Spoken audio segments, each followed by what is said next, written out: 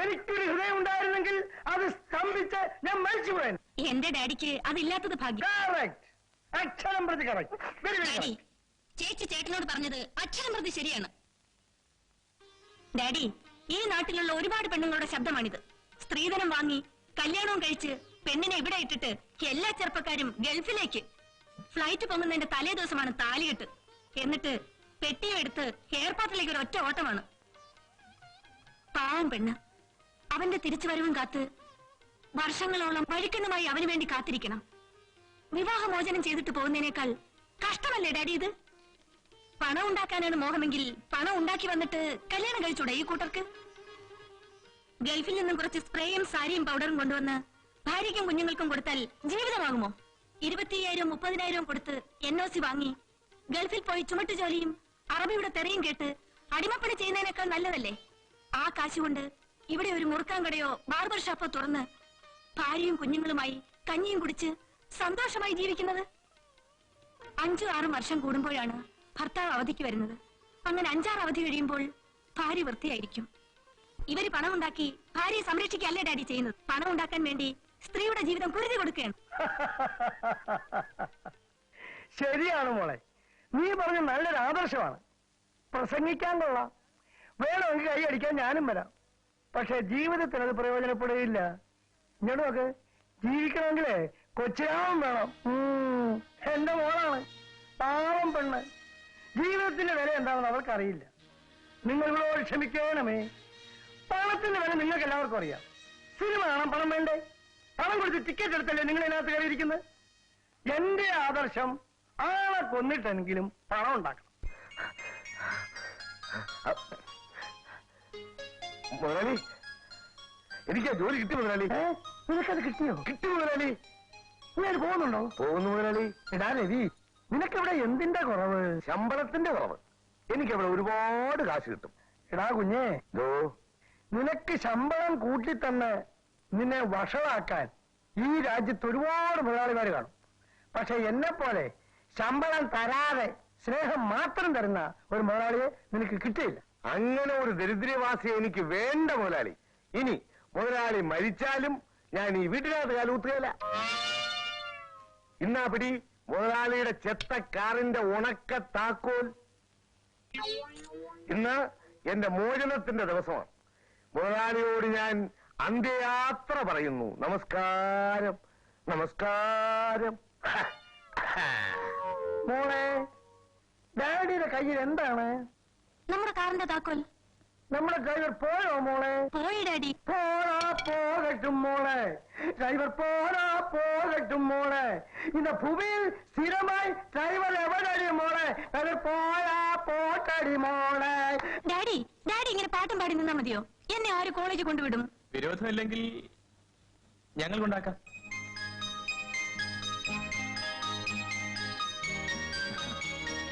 എന്താ പറഞ്ഞത്? അല്ല, വിരോധമില്ലെങ്കിൽ ഞങ്ങൾ കൊണ്ടുപോയി വിടാന്ന് പറയായിരുന്നു. ശങ്കറിന് ഡ്രൈവിംഗ് അറിയാമോ? അയ്യോ, അറിയാമോന്നോ? എവൻ വേണമെങ്കിൽ ഡ്രൈവിംഗ് പഠിപ്പിക്കുന്ന ഒരു ട്യൂട്ടോറിയൽ കോളേജ് തന്നെ ഇവിടെ നടത്തും. എന്നാലേ മോളെ ഒന്ന് കോളേജ് കൊണ്ടാക്കിയേക്കണം. എന്നെ മാത്രം രക്ഷിക്കണേ.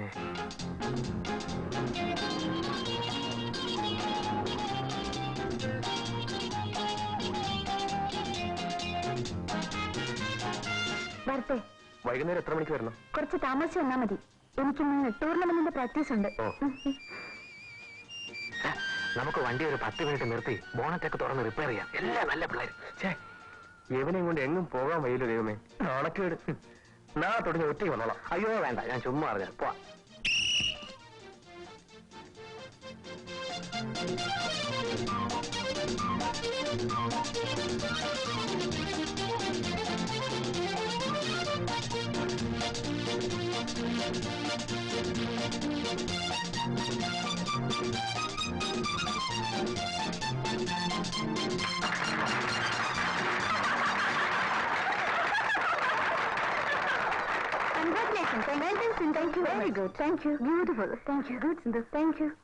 ഇതാവുന്നേ കോളേജുകാരുടെ ഇൻവിറ്റേഷൻ പ്രൂഫ്.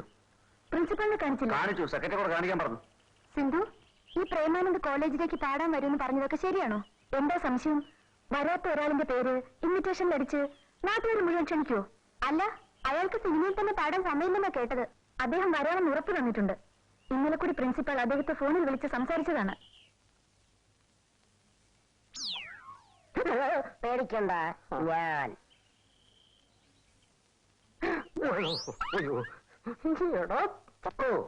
ഇവിടെ ആരിപ്പം വരാനാ വന്നു പോയാൽ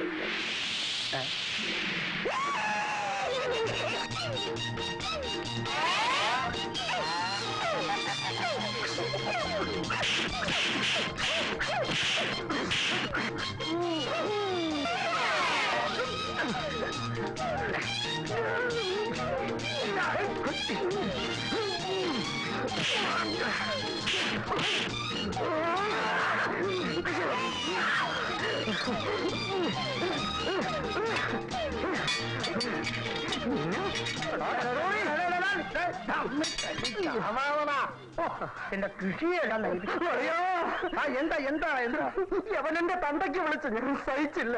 നീ സഹിക്കില്ല, എനിക്കറിയാം. ഇവ എന്റെ തന്തയ്ക്ക് പറഞ്ഞു, എനിക്ക് സഹിക്കില്ല. നീ സഹിക്കില്ല, എനിക്കറിയാം. എടാ കുട്ടപ്പ, നിന്റെ തന്തയുടെ പേരെന്താ? 8 കുഴി കുട്ടപ്പ കുറുപ്പ്. എടാ തങ്കപ്പ, നിന്റെ തന്തയുടെ പേരെന്താ? 8 കുഴി കുട്ടപ്പ കുറുപ്പ്. എടാ അളിയന്മാരെ, നിങ്ങൾ രണ്ടുപേരുടെയും തന്ത ഒന്നല്ലേ? അയ്യോ, നേരാണല്ലോ, നമ്മൾ സഹോദരങ്ങളല്ലേ? എന്റെ അമ്മേ, എന്റെ അണ്ണ എന്നെ മന്നിട്ട് വിടപ്പാ. ഈ തന്തയില്ലാത്തവനാണ് ഞങ്ങൾ രണ്ടുപേരെയും തമ്മിൽ തല്ലിപ്പിച്ചത്.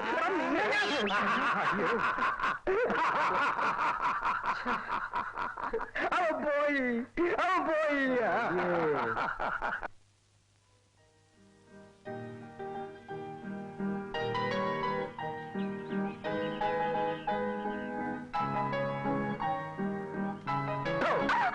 അയ്യോ, ഞാൻ പേടിച്ചു.